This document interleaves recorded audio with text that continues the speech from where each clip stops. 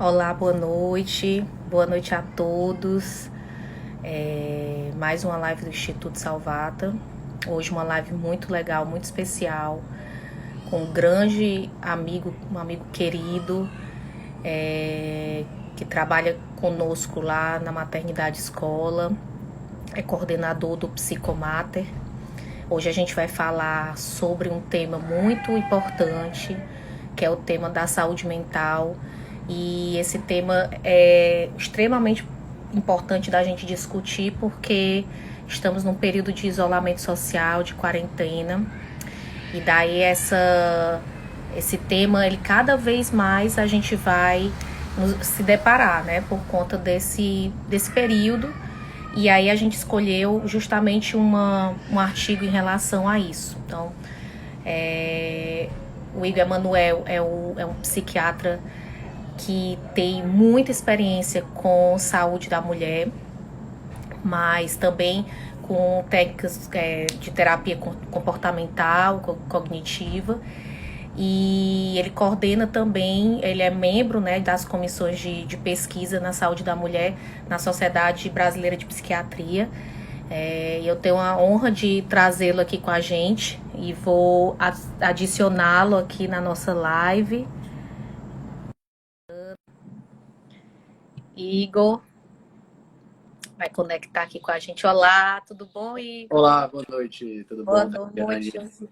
Hoje a gente está num horário excepcional, você tinha pacientes, não podia né, deixar de atendê-los. E aí a gente atrasou um pouquinho nossa live para as 20h30, mas a gente avisou para todo mundo.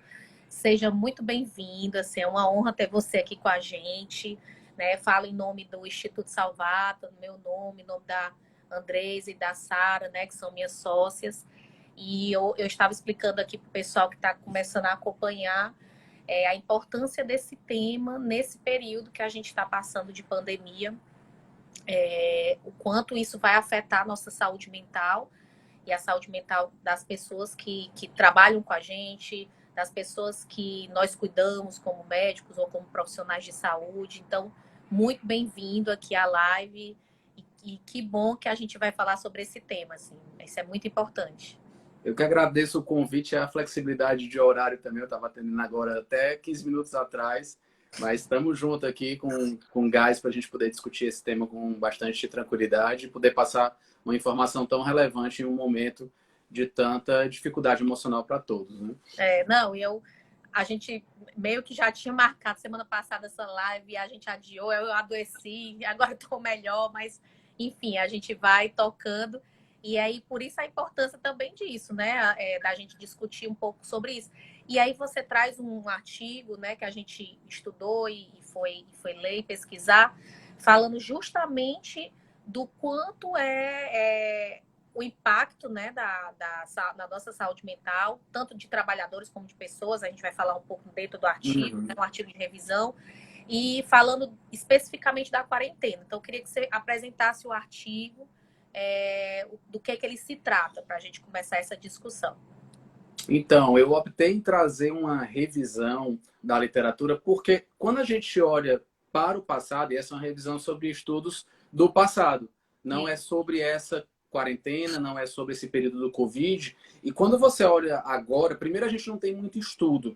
A gente está começando a ter alguns estudos de saúde mental dessa pandemia que tem um pouco mais de rigor científico. Então, é interessante voltar para o passado porque a gente tem muito mais dado de pandemias não tão severas quanto essa, mas que tiveram uma importância também, epidemias mais propriamente, algumas pandemias também. E porque quando a gente olha no momento atual, a gente olha muito sobre aquela visão quente, né? Você não consegue olhar com tanta frieza científica. Então, quando você volta para esse estudo, é um estudo de revisão que Sim, engloba infecções do SARS, que é a síndrome aguda respiratória. sim. A gente tem também infecção pelo MERS, que é o vírus do Middle East Virus, né? Não sei nem traduzir esse negócio que é tão complicado. Tem também sobre a gripe equina, né, Catiane? Então, tem várias infecções que já trouxeram bastante sofrimento para várias pessoas. Então, o que esse artigo faz? Esse artigo ele pega e ele pesquisa basicamente de duas formas. Ele junta Sim, pesquisas que conseguiram analisar isolamento, sim, certo? E ele soma com desfechos psicológicos. Então, exato. é muito mais uma pesquisa que avalia quarentena do que propriamente pandemia. Claro que é no Exato. contexto de pandemia, entende? Pandemias, isso. Não, Então, eu é achei muito isso. interessante porque eles usaram uma boa metodologia, né? Quando a gente vai olhar, eles já explicam desde cara que eles se motivaram a essa pesquisa por conta da pandemia, né? Do Covid, enfim, do que isso pode causar, mas que era difícil analisar uma pandemia e o que eles tinham eram as quarentenas. E aí ele já explica o que é a diferença entre quarentena e isolamento, né? Porque são diferentes. A gente usa esse termo no dia a dia, mas na verdade não é bem isso, né? Daí ele já explica que quarentena é diferente de isolamento, porque o isolamento é você se isolar porque você está doente, você se isolou daquele, né, daquele contexto social. E a quarentena é aquela sensação de que talvez você vá se contaminar, né? Ou se você se Foi contaminou, exposto, né? Uhum. exato. Então, ele já explica meio que essa diferença, mas que ele pode contextualizar, porque esse termo é utilizado, né, de maneira igual, entre aspas, né, durante essa pandemia atual. Isso. Então, a pesquisa, estou aqui com a minha colazinha para trazer Eu também aqui, ó. alguns... É, porque o artigo é muito denso, né? Então, eu É, acho que até a gente perde se a gente não aprofundar um pouquinho nele. Então, eu exato. separei algumas coisas para a gente poder tá discutindo. Você já falou muito bem da diferença, né, dos termos. Tem até um outro termo, Catiane, que chama abrigo domiciliar, que Isso. seria que eu acho que ele nem cita nesse artigo, mas tem alguns É, outros artigos que trazem, que é justamente o que está acontecendo agora. Você está assintomático, não está doente, não foi exposto, mas você está abrigado no seu domicílio para evitar a contaminação, né? Seria um tá. estágio também diferente de quarentena no sentido mais amplo que a gente utiliza habitualmente, E tá? daí ele fala da revisão em si, né?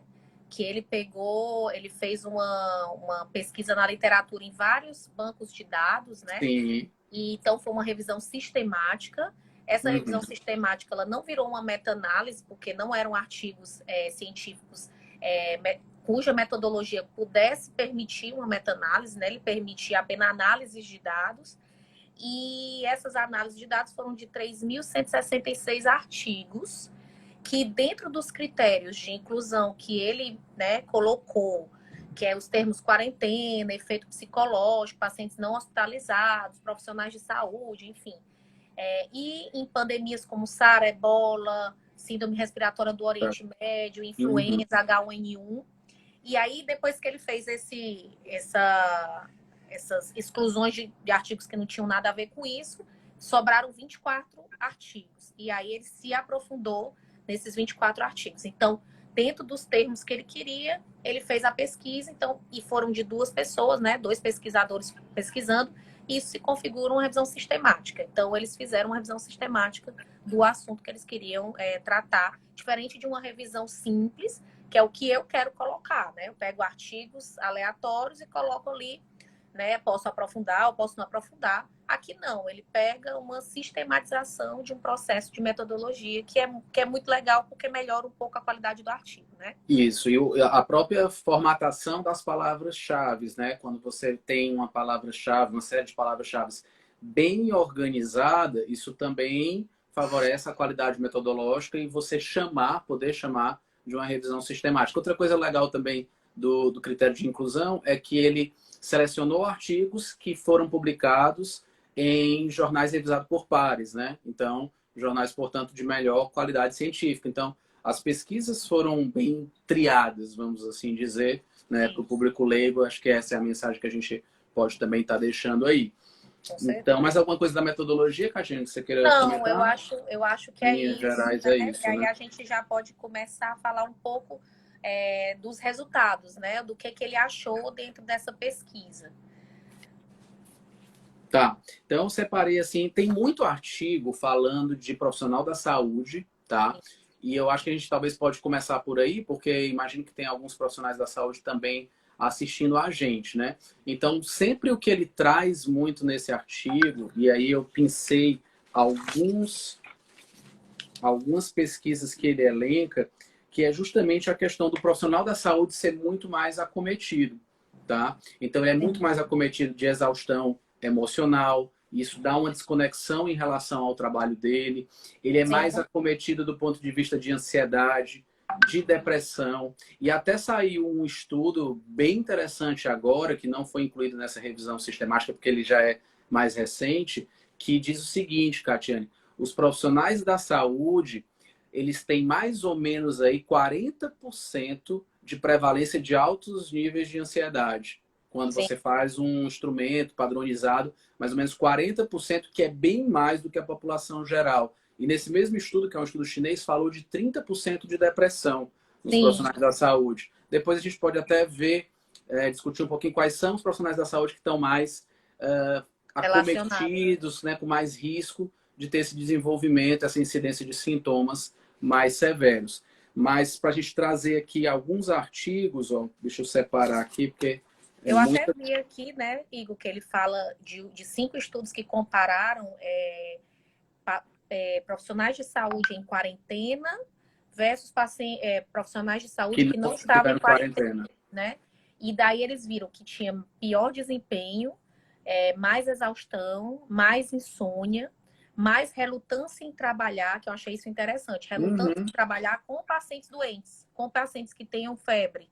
Então, esses profissionais que ficaram em quarentena, eles tinham mais relutância em trabalhar com esse tipo de paciente. Irritabilidade, baixa concentração e uma vontade de querer se demitir do seu emprego, né? Então, a gente viu que esses 5 estudos, eles trouxeram isso. E, além disso, trouxeram também um dado que eu achei interessante, que foi o estresse pós-traumático, né? De funcionários, principalmente de hospitais. Que isso não dura 1 mês, 2, né? Parece durar até um pouco mais, pelo que eu entendi do artigo. A história do estresse pós-traumático, do transtorno de estresse pós-traumático, é importante a gente ressaltar, porque, na verdade, tem os estudos que é avaliado aqui nessa revisão, que mostra de transtorno de estresse agudo e transtorno de estresse pós-traumático. Eu acho que cabe uma ressalva de eu explicar um pouquinho o que é que seria Sim, essas duas condições. Quando você é submetido a um evento ameaçador à vida e à integridade psicológica, um evento extremo. Normalmente a gente vê estudo de quê? De assalto, de estupro, de acidente veicular com veículo automotor. Só que quando você tem qualquer situação que seja ameaçadora à vida e uma pandemia, uma epidemia grave com vírus de alta letalidade, vai ser um evento ameaçador à vida. Então aí quando você tem alguns sintomas dentro do primeiro mês, você chama de transtorno de estresse agudo. Quando você está falando de sintomas depois de um mês, você vai falar do transtorno de estresse pós-traumático, né? Existe um trauma, um estressor agudo, e menos de um mês você vai ter uma série de sintomas, sendo o estresse agudo. Mais de um sim, mês, estresse pós-traumático. Por exemplo, os sintomas que você vai ter muito: revivência quanto ao trauma. Então, você está lá, profissional da saúde, vê uma pessoa morrendo, e aí você vai ter naquele momento ali uma memória marcante que fica voltando à tona o tempo todo. Então, essa revivência emocional e cognitiva de pensamentos relacionados ao trauma. Pesadelos também é uma coisa muito comum de você ter.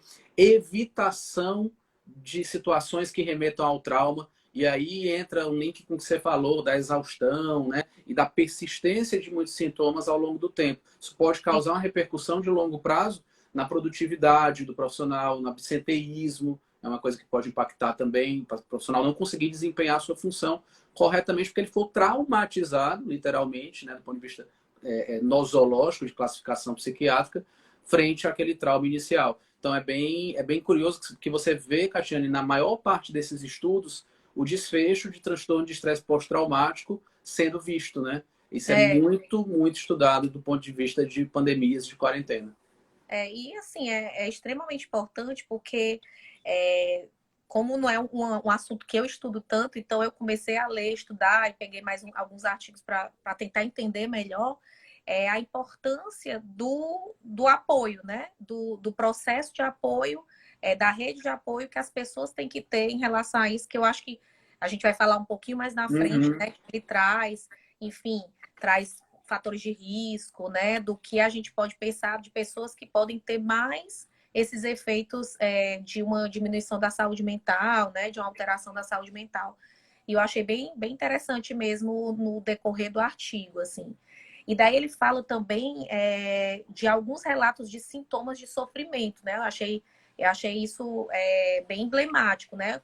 Quais são esses sintomas que as pessoas mais relataram dentro de uma quarentena, né? Que foram os distúrbios emocionais, o estresse, a depressão, o humor deprimido, a irritabilidade, uma raiva, a exaustão e justamente o estresse pós-traumático que a gente acabou de falar, né, Igor? E aí depois ele fala um pouco mais na frente que o humor baixo, que seria o humor depressivo, né, que ele bota low mood, e a irritabilidade seriam sintomas de maior prevalência, né? Dentre todos esses que você falou, ele cita lá na frente. Então, humor entristecido é um marcador muito importante e irritabilidade. A gente esquece um pouco de irritabilidade. Depressão cursa muito com humor irritável, que a gente chama de disforia, né, na psiquiatria. Então, às vezes, a pessoa não está tão entristecida, não está chorando tanto, mas está brigando com todo mundo, está irritada com todo mundo. Isso pode, sim, ser um sinal de que tem alguma coisa errada. Exatamente. E aí ele traz também que um dos estudos que ele viu, né, desses 24, mostrou que estar em quarentena e trabalhar em lugar que tem alto risco de se contaminar, né, hospitais que tratam com Covid ou diretamente com pacientes. Covid não, mas enfim, ele estudou, mas a gente extrapolando Covid. Foram fatores importantes para minimizar as pessoas, né, os trabalhadores, de querer ter contato com doentes e não querer se apresentar ao trabalho. Então, o absenteísmo é uma das fugas, né, entre aspas, daquelas pessoas que têm alterações de transtorno ou de saúde mental, né? Eu achei bem emblemático isso, né? Porque além das mudanças de comportamento, também traz essa ausência de querer cuidar, essa ausência de querer ir ao trabalho, o medo de querer ir ao trabalho, né? Que é uma das esferas do transtorno de estresse pós-traumático, a esquiva persistente. Além das revivências, são 4 esferas, mas para simplificar, se der tempo a gente vai elaborando cada uma delas, é a revivência emocional e de pensamentos, de pesadelos quanto ao trauma, e a esquiva. Então você evita tudo que te remeta àquele estressor traumático. E aí a gente pode falar de uma outra fuga, Catiane, que o estudo aqui que eu separei, que eu achei bem bacana, porque é uma coisa um pouquinho esquecida e é meio social, né? Que é a questão do álcool, né? Então Exato. tem um estudo aqui chinês que ele fala de dependência de álcool importante e mesmo 3 anos depois. É como se a bebida fosse uma fuga, um escape, ou seja, dentro dessa esfera do sintoma esquiva, frente ao trauma, é como se causasse quase que uma sequela crônica mesmo. O estresse pós-traumático tende a ser crônico. Então a pessoa vai lá no álcool para regular as emoções. E profissional da saúde já é sabidamente mais consumidor de álcool, desde a faculdade, quando a gente analisa os estudos. E dentro de uma situação dessa, como a gente está vivendo agora, né, fazendo extrapolação, como a Tatiane falou, aí que a coisa fica agudizada, que a coisa fica mais intensa. Então é importante a gente lembrar do consumo de, não só de álcool, né? Esse estudo fala de álcool, mas de substâncias ilícitas como um todo. É importante lembrar também de um desfecho importante. E aí eu achei interessante que no decorrer do artigo ele dividiu em 3 períodos, né? Assim, depois que ele analisou esses dados, ele viu os resultados desses artigos e daí ele traçou 3 linhas de raciocínio, né? Sim. Eu achei legal porque o médico ou o profissional de saúde não psiquiatra entende melhor, né? Esse contexto. Então, ele dividiu em pré-quarentena, durante a quarentena e o pós-quarentena, né? E daí no pré-quarentena, ele viu os fatores de risco das pessoas que têm uma tendência a ter uma pior saúde mental, enfim, uma piora da saúde mental no período da quarentena. Daí ele trouxe que as pessoas mais jovens, as pessoas de baixa escolaridade, as mulheres, pessoas que têm filhos, histórico de doença psiquiátrica e profissionais de saúde são associados são fatores de risco para realmente essa alteração durante a quarentena. E daí eu achei interessante porque ele falou, por exemplo, as pessoas que têm filhos, elas têm medo de perder aquele controle da situação e por isso elas são mais factíveis a ter essa alteração durante a quarentena. Profissionais de saúde, associado não só ao processo em si, mas também associado a estigma. Então a gente vê hoje em dia profissionais sendo linchados ou sendo agredidos no seu próprio condomínio, porque entraram no condomínio e vão contaminar as pessoas, né? Então, esses estigmas de que aqueles profissionais estão contaminando ou estão trazendo algum malefício, entre aspas, isso é muito visto, né? E isso também traz uma alteração. E também a história do próprio profissional ter medo de contaminar pessoas, né? Então, ele está tratando, ele pegou um paciente, né, com alteração, ele se descontaminou, mas ele fica com aquela sensação de que talvez ele contamine alguém. E isso é muito preocupante, né? Então, ele traz esse grupo como um grupo de fator de risco, né? Eu achei bem legal esse traçado dele. O que eu vejo muito na prática clínica, Caixane, que é realmente a queixa mais relevante, é medo de contaminar a família. E isso é amplificado pelo teu labor, teu trabalho específico. Se você é um contactante, que é um artigo até traz, né?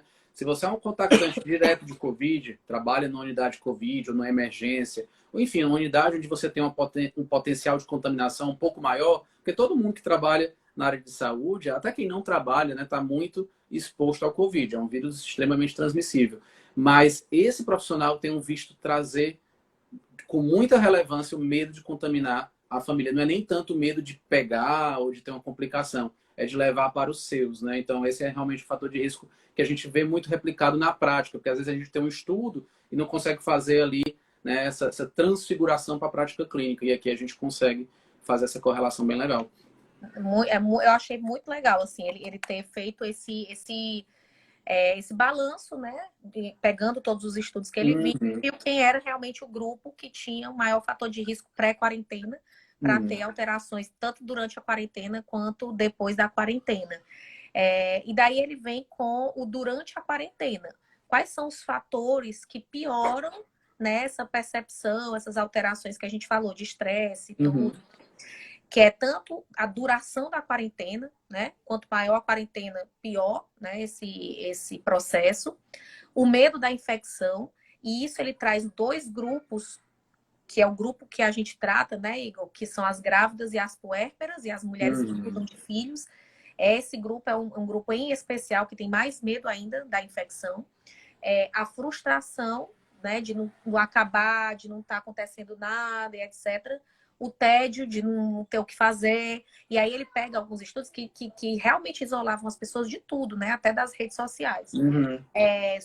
Suprimentos atrasados ou a falta deles, né? A falta de suprimento do governo, ou a não ajuda do governo, pessoas que têm medo de que não venha, né, a ajuda. Então, isso também é um fator importante. E aí ele até compara dois países, né? O do Canadá, que as pessoas tinham menos isso, porque elas eram bem guardadas, né? Elas tinham uma confiança no governo, e os da África, que elas não tinham e as coisas não chegavam. Então, isso é um fator importante. E a falta de informação. Explícita dos nossos governos, das nossas entidades, do Ministério. E isso é extremamente importante para nos manter saúde mental, confiar naquilo que a gente está escutando, né? E essa questão da informação em todos os entes federativos, né? Não é uma questão política, não é uma questão de governo A, B, C ou D, mas no sentido da gente ter uma diretriz ali norteadora que você consiga realmente ter uma comunicação clara, né? Olha, nós vamos ter uma quarentena por X tempo, né? Por Y período, e a gente não consegue ter esses vislumbres tão claros, então você fica ali com comunicações, né? Sempre criando expectativa, ampliando quarentena curtinha e trazendo uma série de falhas de comunicação entre entes dentro da mesma esfera federativa do governo. Então, realmente é preciso ter uma estruturação, uma sistematização para dar uma comunicação clara, porque a coisa que deixa mais o ser humano ansioso é a incerteza, né? Não é uma notícia negativa, é a incerteza. E isso é realmente algo que dificulta muito. Deixa eu só voltar para um ponto, Catiane, que aí já linka também com esses fatores de risco, intra-quarentena, né? O que é que pode Sim, ser complicado intra-quarentena? Você falou de mulher, né? De mulher ser um fator pré-quarentena até para você desenvolver transtorno mental. De fato, tem alguns estudos mostrando... Sempre a mulher, mesmo fora da quarentena, ela tem 2 vezes mais ansiedade, 2 vezes mais depressão. E aí teve um estudo chinês de profissional da saúde também, que não está nessa revisão, mostrando que as mulheres profissionais da saúde tinham 2 vezes mais risco de desenvolver ansiedade e estresse alto nos instrumentos padronizados de avaliação. Né? Então, isso me chama muita atenção, porque se replica essa coisa fora da quarentena também na quarentena. E aí a gente pode trazer para gestante também, né? Que é uma área na qual eu atuo muito, a gente trabalha muito lá na MEAC, né? Com o público feminino, sobretudo gestante, no meu caso. Então, teve outro estudo, esse tá bem recente, que saiu mostrando que as gestantes têm 4 vezes mais transtorno de ansiedade durante a quarentena do que fora dela e 3 vezes mais depressão. Tá? Então, parece de fato, é o primeiro estudo dessa quarentena, tem pouco estudo prévio, né, de outras quarentenas, de outros isolamentos, mas parece ser realmente, dentro de um público de risco, que é o feminino, um público ainda de mais risco, que precisa ser olhado e cuidado de forma diferenciada. Então, é um fator exato. que eu queria ressaltar também, essa questão da gestação, tá? Não, com certeza. E é importante porque a gente vê a ansiedade, assim, agora trazendo para a parte prática, né? Das pacientes que nos falam, nos relatam o medo que elas têm sentido em relação a se contaminar, não saber o que vai acontecer com o bebê, com elas. Enfim, todo esse processo de que também não entende o que é o alto risco, por que elas são alto risco. E isso também não é dito claramente, né? Então a gente tem que também desmistificar um pouco, assim como nós, como profissionais de saúde, de que não é que é um alto risco, mas é o cuidado a mais, né? A gente não tem ainda muito estudo em relação ao Covid. Então, como a gente tem um binômio, né, que é a mulher e o feto, a gente precisa Uhum. guardar mais eles, né? Então, essa palavra alto risco também é um fator de estresse, né? Um fator estressante, Sim. né? Uhum. Que traz uma sensação de que talvez morra, enfim. Então, isso é mais complexo do que a gente imagina, né? Sim. E aí a gente parte também para o pós-quarentena, né? Pós-quarentena. Porque ele fala exatamente que no pós-quarentena o que vem além do estigma, né? Desses profissionais ou das pessoas que se contaminaram, enfim, que isso, o papel da mídia, o papel do esclarecimento, o papel de dizer, olha, você está fazendo bem, você é altruísta, né? Esse papel ele tem que ser reforçado, né? Ele tem que ser sempre dito que você está se isolando, que você está fazendo determinada coisa pelo bem de uma nação, pelo bem de todo mundo, né? Então é a importância de você ter esse reforço positivo o tempo inteiro. E a outra coisa que ele traz também no pós-quarentena é o medo e a raiva associada com as dificuldades financeiras, as dificuldades socioeconômicas, e que isso está relacionado quanto menor é a renda da pessoa. Então, quanto menor a renda da pessoa, mais medo ela tem do futuro e de não conseguir se recuperar nesse processo pós-quarentena. É bem legal esses 2 pontos da pós-quarentena, porque você ter uma quarentena acima de 10 dias, né? Um dos estudos fala que 10 dias já é um fator de risco importante para você ter mais ansiedade, mais depressão, mais exaustão emocional como um todo. Então, me chama a atenção isso, de você ser compulsoriamente colocado em quarentena por uma necessidade de força maior, diga-se de passagem, e de fato necessária, né? Não estou aqui minimizando a necessidade dela, não, mas a gente precisa contrabalancear e entender que tem um outro lado, tem um revés aí que precisa ser visto, né? Que é quanto mais prolonga, e principalmente prolongar sem informação, como a gente já falou, pior se torna o cenário. Então, esse é um ponto. Quanto ao ponto financeiro, é importante ressaltar, eu achei curioso, Catiane, queria colocar aqui, o valor, né, do estudo Isso, canadense, né? Que exato. ele coloca o pessoal mais necessitado como sendo abaixo de US$ 40 mil canadenses. né? Seria o mais necessitado. Tu Por imagina, ano. somos nós, é? Imagina que no Brasil, né? Imagina que a gente, sei lá, o salário médio no Brasil deve ser o quê? R$ 1.500. Estou aqui chutando, mas eu acredito que é em torno disso. Né? Isso não dá US$ 10.000 por ano, né? Longe disso, dá US$ 2.500 por ano, talvez. Exatamente. Então, só para dar uma perspectiva de como também existe um amparo social para aqueles mais necessitados, né? Do ponto de vista governamental, do ponto de vista, né, até da indústria mesmo, né, de manter as pessoas empregadas dentro das possibilidades individuais de cada um, também é importante, sem entrar na seara política, mas essa rede de apoio social, de bem-estar social, é extremamente importante e, infelizmente, nós carecemos no Brasil, que é um país que tem as suas limitações financeiras e econômicas, né? Então, é uma coisa que Não, se eu achei, palestra também. achei muito legal quando ele fez essa comparação, assim, né? Trazendo os estudos da África, trazendo os estudos do Canadá, de outros países do Oriente Médio, e mostrando que as pessoas tinham menos, né, a tendência de estresse, tudo aquilo que a gente falou no início, né? As alterações de ansiedade, depressão, enfim. Quando elas tinham tanto a informação bem dada do que estava acontecendo, então manter-se informado com informações corretas, né, com informações coerentes era importante, e ter o apoio do governo, o apoio das associações ou sociedades cabíveis para que resguarde o bem-estar daquelas pessoas, né? Então, isso era um fator extremamente importante. E aí ele traz para dentro do profissional de saúde também isso, que o gestor do profissional de saúde é responsável por também aquele bem-estar.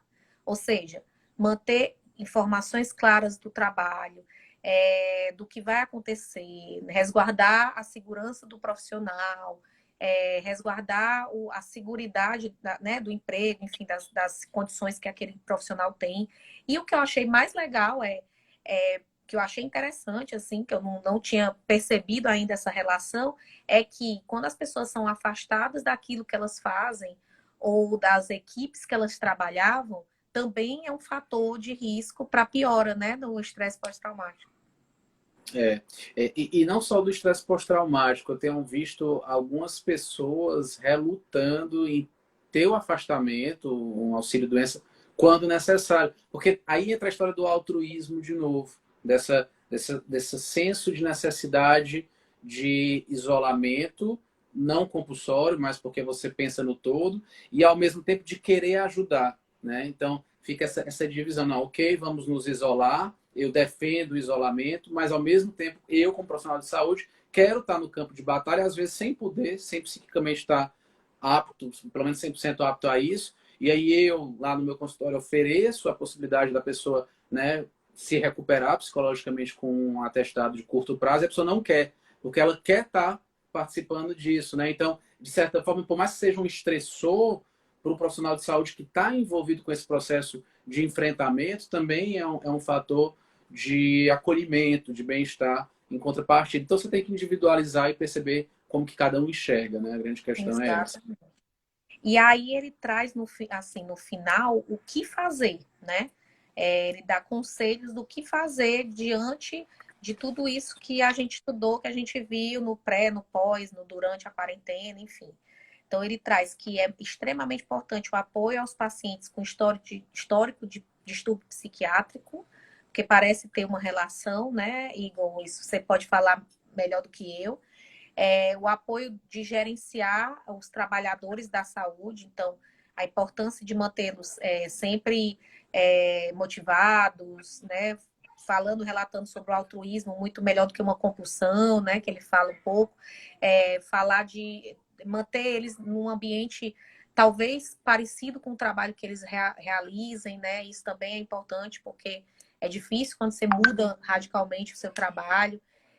O máximo de informações possíveis, né? Isso também é importante para manter essa pessoa tranquila, serena e ter menos alterações.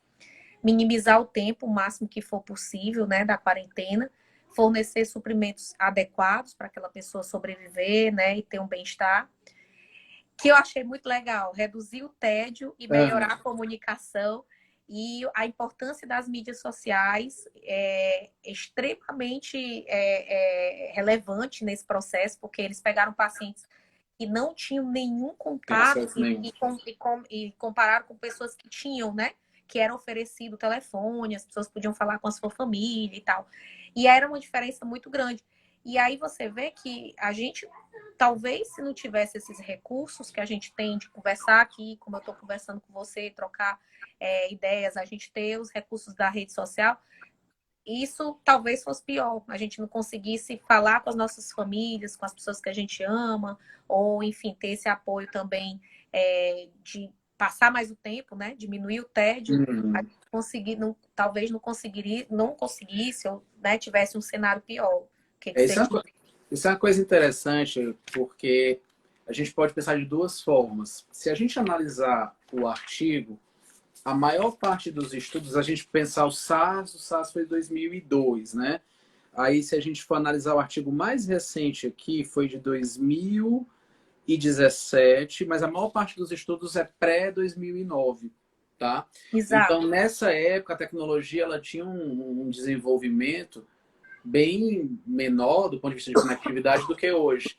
Então a informação chegava muito mais lento. Claro que a gente já tinha rede social, a gente já tinha algumas formas de comunicação em massa, mas não tinha a amplitude do que tem hoje, inclusive do ponto de vista de fake news.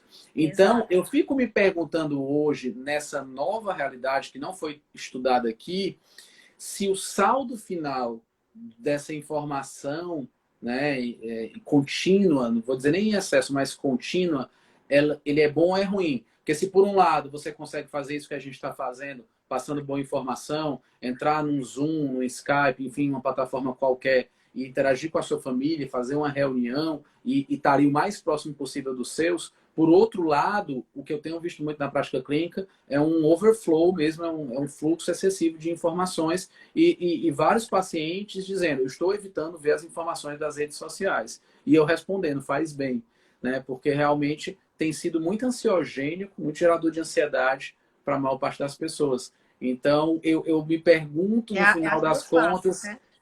qual é o balanço. Eu acho que o balanço é mais positivo, eu sou pró-tecnologia, então, né, pessoalmente, eu sou enviesado para dizer que tecnologia é bom, mas tem um saldo aí, Tem né, o um saldo ônus a ser considerado também. Tem. E, assim, o adoecer, né, das pessoas também em relação Uhum.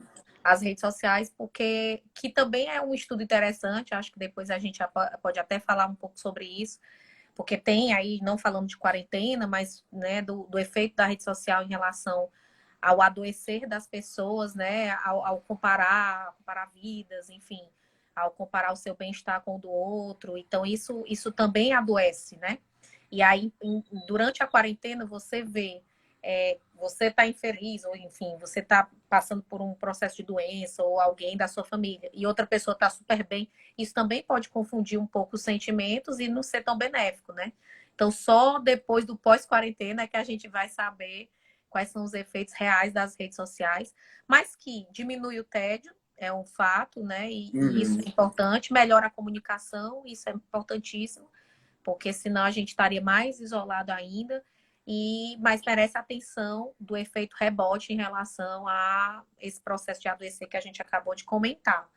E aí ele fala do profissional de saúde que ele merece uma atenção especial, né? Ele precisa ter uma atenção especial, porque, primeiro, ele está no front, segundo, ele tem sentimentos de isolamento também, né? De estigmatização, de alteração do trabalho, né? Aquele estresse dentro do trabalho, o que vai acontecer, o medo de contaminar as pessoas, de contaminar a família. Então, esse profissional ele merece ter uma atenção dentro das suas áreas de trabalho, para que ele consiga trabalhar da melhor forma e evitar aquilo que a gente comentou no início, né?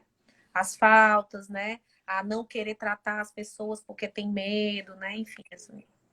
Essa questão do profissional, eu vou ressaltar o que você trouxe já das equipes apoiando, né, internamente, e entre elas, interequipe também, da chefia, dar esse suporte, entender que o psiquismo nesse momento é importante para que o profissional consiga realmente trabalhar de forma efetiva. E aí, Catiane, bem rapidinho, que eu sei que o tempo está faltando aqui uns 20 minutinhos, Não, mas ainda só tá. fazendo o link a pesquisa que eu acho que é a melhor pesquisa sobre profissionais da saúde, que se não me engano, foram 3.000 profissionais entrevistados, já agora, no hospital da China, eu tenho para mim que foi em Wuhan, mas agora não estou muito certo. Então, eles pegaram muitos profissionais, usaram instrumentos padronizados, instrumentos de rastreio de ansiedade, depressão e estresse, que eu até tinha falado, e os Sim, principais fatores de risco foram para o profissional da saúde desenvolver isso que eu citei. Mulher, que a gente já comentou, certo? sim. Profissionais que já tinham transtorno mental prévio, que o artigo coloca como um dado histórico relevante, e é o principal fator de risco para você ter uma nova depressão, uma nova ansiedade em qualquer período, é o histórico prévio, tá? E aqui se replicou.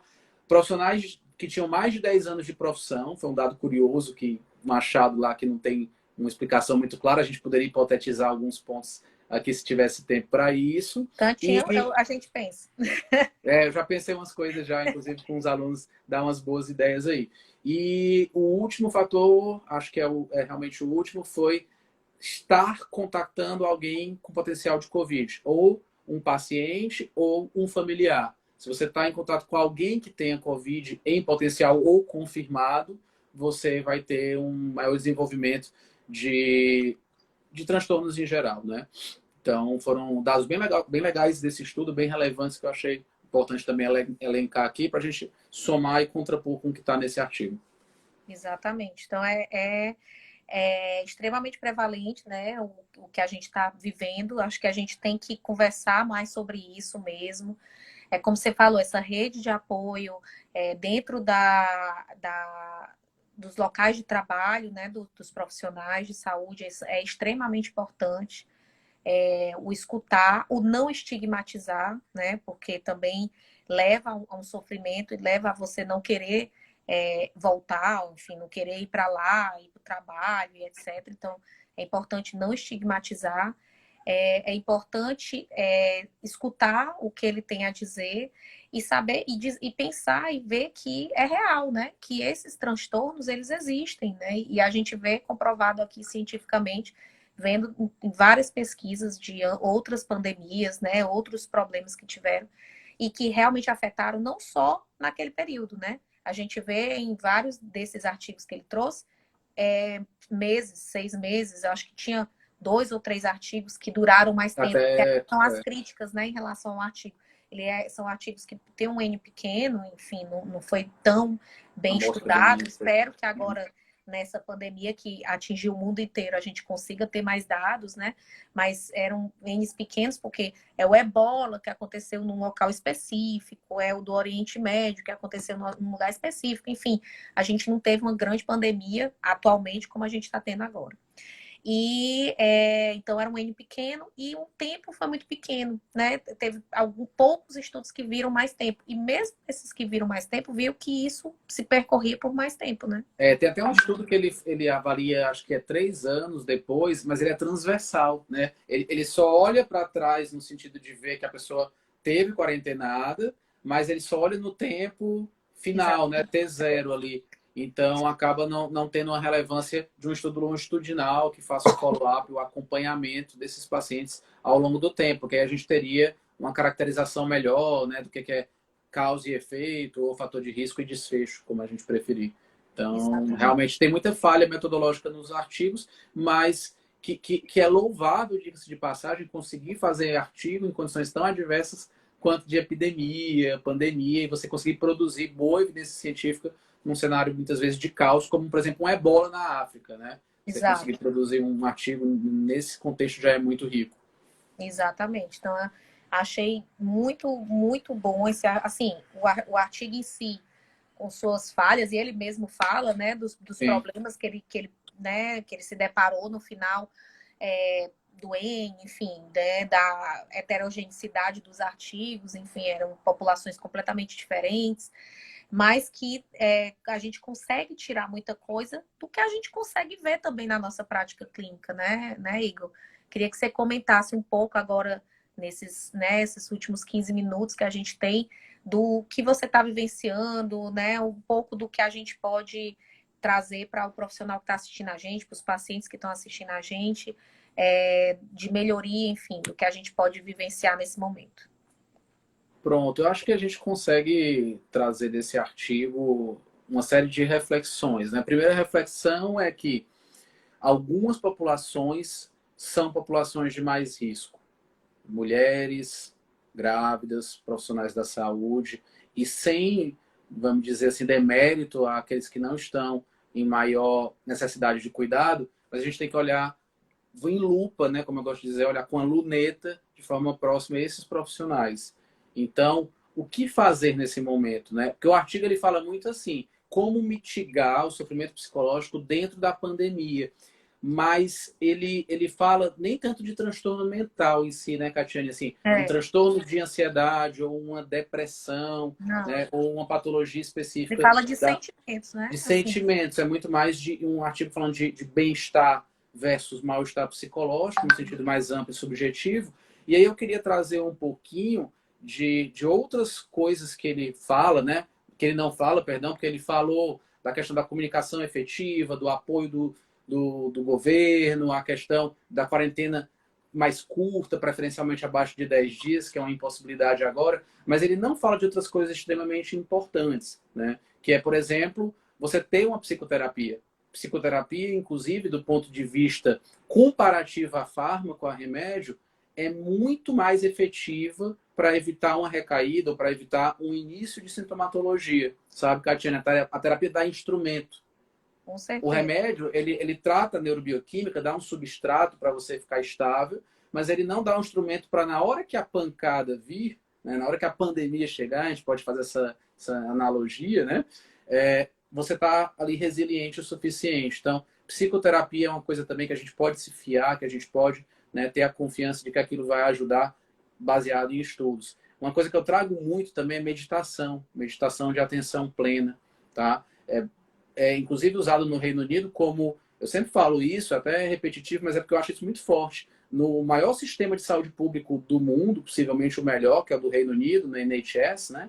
A gente tem o mindfulness, um protocolo específico de mindfulness como tratamento de primeira linha para prevenção de recaída depressiva em pacientes que já tiveram, principalmente quem já teve muito. É mais eficaz em quem já teve muita recaída. Maior ou igual a 3 recaídas, a eficácia é maior. A gente pode trazer exercício físico. Exercício físico é poderosíssimo e a gente deixa de lado, né? Não é exercício, não sei o que e tal, só vai servir para saúde física. Não, saúde mental. Prevenindo também depressão e tratando depressão, tratando ansiedade, embora os estudos de depressão são muito mais consistentes e mais robustos do ponto de vista metodológico. Então, são coisas relativamente simples, de baixo custo. A terapia pode não ser tão baixo custo assim, mas exercício físico, o que é que você precisa para fazer exercício físico? Não é nada. Ah, mas eu vou sair de casa e vou me expor. Não, faz em casa. Faz um funcional, faz um yoga, bota um exercício intervalado de alta intensidade, um HIIT, né? Que é um exercício que tem evidência também robusta para tratamento de ansiedade, depressão, principalmente depressão e prevenção. Então, tem várias coisas simples que podem ser feitas, tá? E até, Catiane, vou deixar aqui um recadozinho final, um chamadozinho, se você me permitir, para dar também um espaçozinho para você falar. Lá no meu link na bio, lá no arroba Dr. Igor Emanuel Psiquiatra, DR Igor Emanuel Psiquiatra, tem lá um link de cadastro para receber uma aula gratuita de meditação. Inclusive, teórica e prática. Eu lancei esses dias, ontem, que eu divulguei com mais força. E aí você vai lá, cadastra e recebe a aula gratuita no teu e-mail, uma aula de 45 minutos, que dá os princípios básicos de meditação. E também, se você colocar no YouTube, eu não lembro se está no meu link na bio, teve a aula que eu dei na maternidade escola, né? Porque eu estou muito deslocado, Catiane, para atender os profissionais da saúde na maternidade. Né? Os ambulatórios estão fechados e aí eu estou assumindo aí essa batalha, ajudando os profissionais da saúde. E às vezes o que você precisa é só, você falou em ser ouvido, né? Você citou essa palavra em algum momento. Às Sim. vezes é só ser ouvido. Às vezes é só o colega. Teve várias pessoas que chegaram para mim com a demanda psiquiátrica e era uma demanda de escuta. Que disse assim para mim, olha, foi só conversar um pouco que melhorou. e não precisou de intervenção medicamentosa, de ajuste de dose, de nada. E aí, para contextualizar e finalizar, lá na MEAC eu dei uma aula que chama, acho que é Lidando com a Ansiedade em Tempos de Covid, ou Enfrentando a Ansiedade em Tempos de Covid. Eu acho que não está no meu link na bio, mas se botar no YouTube, está lá. E é uma aula que fala de vários métodos, não só meditação, para lidar com isso tudo, tá? Então, Muito legal. é essa a grande questão que eu quero deixar como mensagem final. Se comunique, busque um ouvido apto a ouvir e implemente essas estratégias aí que a gente conversou. Dá uma olhadinha lá na link da bio, tem bastante informação bacana que a gente pode estar ajudando você, ainda que não ao vivo, né? Como aqui. Mas eu achei, assim, muito interessante você ter falado nisso, é que não é só o medicamento, né? As pessoas têm também essa ansiedade que elas não vão ver o profissional, não vão estar lá. Mas existem vários recursos, né? Como a gente hoje em dia tá vendo, não só a meditação, enfim, né? O mindfulness, como você falou, yoga, exercício, etc. Mas você consegue também, em muitos casos, falar com um profissional de saúde por telemedicina, por exemplo, ou com um profissional da psicologia, né?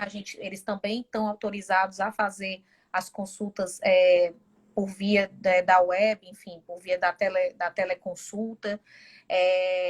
Às vezes, esse valor, né, que a gente acha que pode ser alto ou pode ser baixo, enfim, dependendo da condição financeira, é importante para a sua saúde mental, então, às vezes, isso pode pesar, né, na hora que você fazer as suas escolhas.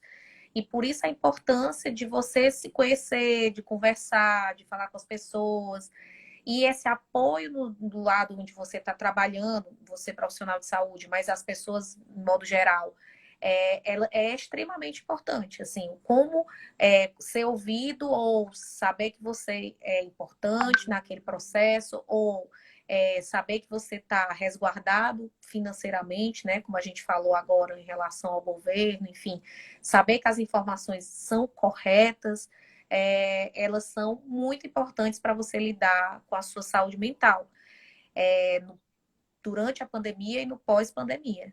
E isso é o que a gente acaba não tendo muito ainda, né, nessa pandemia. A gente não tem tanta informação, a gente tem informações truncadas. Então, isso às vezes afeta muito os profissionais e as pessoas, né, não profissionais de saúde. Mas o recado é tentar também esquecer um pouco isso e fazer o que você acabou de falar, as meditações, né, os exercícios físicos, pensar que isso vai passar, né, os pensamentos positivos. Até lembrando aqui de um link que eu vi no próprio artigo, ele falou que quando ele pesquisou pensamentos negativos e pensamentos positivos, né? Acho que teve um artigo que falava sobre isso. E ele viu que as pessoas tinham apenas 4% de pensamentos positivos. Eu achei esse número, assim, impressionante, né? Como a gente esquece de que tem que ter pensamento positivo mesmo, tem que pensar que vai acontecer coisas boas e que vai vir coisas boas. A gente sabe que é um momento muito difícil, a gente às vezes não consegue ter isso, mas a importância de pensar nisso é extremamente viável e interessante para a sua saúde mental, né? Caetiane, você já viu o site Good New Coronavirus? Ah, já adoro. É a minha pílula de sabedoria diária. Sou eu, meu filho. Eu tô doente, mas eu tô lá. A pílula de sabedoria diária. Todo dia eu entro lá para ver as boas notícias do coronavírus. É extremamente importante. A gente tem um viés pro negativo, isso é humano. E aí, se você não construir essa coisa de olhar para o positivo, né, de ser grato. Eu tenho até uma teoria, viu, Igor, de que eu acho que essa história do start do pensamento positivo deve ter neurônios, assim, alguns neurotransmissores que são mais prevalentes em pessoas, eu não sei, eu não posso estar falando doidice, mas eu acho que deve ter, assim, porque você vê a vitimização versus pessoas que não têm tanta vitimização. Então, eu não sei se também tem algo disso de neurotransmissor, assim, de alterações maiores. Até padrão eletroencefalográfico é diferente. Neurotransmissão, ativação funcional em ressonância nuclear magnética funcional é diferente do ponto de vista de quem é mais otimista, quem é mais pessimista. Acho que a gente não tem tempo para entrar, né? Porque senão passaria uma hora falando disso aqui. Mas depois a gente marca outra live em relação a isso, porque é importante, assim, o como a neurociência também interfere na nossa saúde mental e o como a gente pode buscar outros tipos de tratamento, não só medicamentoso. O medicamentoso ele é importante muitas vezes nos transtornos, né, Igor? Mas a gente também tem outros métodos que a gente consegue melhorar também essa alteração neuropsiquiátrica, né? Sim, no final das contas, você está aberto às possibilidades, está aberto, quebrar o estigma, também não ficar estigmatizando o remédio, né? Porque a gente está falando Exato, muito aqui de outras condutas, mas há gradações de complexidades, vamos dizer assim, de gravidade de exatamente. sintomas. Então, é estar aberto a dialogar e com esse diálogo ver as possibilidades, né? Como eu gosto de dizer, o menu terapêutico para você escolher aquela opção que é a mais interessante para você. Não, e assim, ó, uma das mensagens que eu também gostaria de dar aqui nessa live é cuide da sua saúde mental. Assim, muitas pessoas, pacientes, colegas, amigos, enfim, familiares, etc., ainda tem esse estigma de ir ao psiquiatra ou ir ao psicólogo, não vai adiantar. Gente, adianta, assim, é importante, é extremamente eficaz quando bem indicado, quando bem conversado, quando tem uma equipe multidisciplinar. Então, isso é extremamente essencial para se manter numa saúde mental, é você estar aberto a esse tipo de profissional que só vai ajudar você, né? Então, esses estigmas do passado, eu acho que eles têm que ser cada vez mais eliminados. E aí a importância da nossa educação em saúde, né? A gente trazer a educação para as pessoas e dizer a importância disso para a sociedade. É isso. Pois eu queria agradecer demais a sua presença aqui, dizer que foi muito bom ter esses minutinhos com você, dizer que valeu a pena. A gente, né, ter tido esses vários, né, adiamentos assim, de É, lives, enfim, doença, misturou consultório, mas dizer que o Instituto está aberto a mais discussões na saúde mental, para trazer o pessoal da psicologia também para conversar aqui com a gente, né, fazer uma interação, né, entre os médicos e os outros profissionais de saúde, que são extremamente importantes nesse quesito do tratamento, né, dos transtornos, e agradecer demais você, que é um amigo muito querido, né, da gente, meu, da Sara principalmente, mas do Instituto, então a gente está aqui aberto a você, aos cursos, enfim, às parcerias que a gente pode montar. Muito estou obrigada, disponível gratidão. demais a colaborar quando precisar. Só contar com a minha ajuda, só dar o call, você sabe onde me encontrar, né? E Salvata aí na parceria com a IPC Clinic, cada vez mais, né, próximos para que a gente possa construir juntos saúde, saúde mental, saúde física. É tudo uma coisa só no final das contas. Exatamente. Então, muito obrigada. E só convidar todo mundo, Igor e todo mundo, que toda terça e quinta a gente tem aqui lives, sempre voltadas à educação em saúde. A gente tenta trazer artigo científico, evidência científica, para discutir com vocês, trazer um pouco da parte prática, tanto para profissional de saúde como para paciente. Enfim, a gente tenta usar uma linguagem mais tranquila, mas que todo mundo se beneficie, né, nesse processo de educação. Às vezes a gente aumenta as lives pela demanda, né? Então tem vários colegas que né, a gente começa a contactar e aí a gente aumenta para mais dias. Mas dizer que vocês estão convidados, viu, Igor? Toda terça e quinta, e às vezes segunda e às vezes quarta, mas a gente sempre fala nas nossas redes sociais. E a partir da semana passada a gente grava a live e está deixando já no IGTV aqui do Instituto e no YouTube do Instituto também. E a gente vai disponibilizar para o Igor, se ele quiser colocar lá no Instituto, ou no Instituto dele, enfim, na clínica dele, no Instagram. A gente vai disponibilizar agora todas as lives também gravadas. Então, um beijo a todos Boa e uma noite boa a todo mundo. semana. Tchau, tchau. Tchau, tchau. É...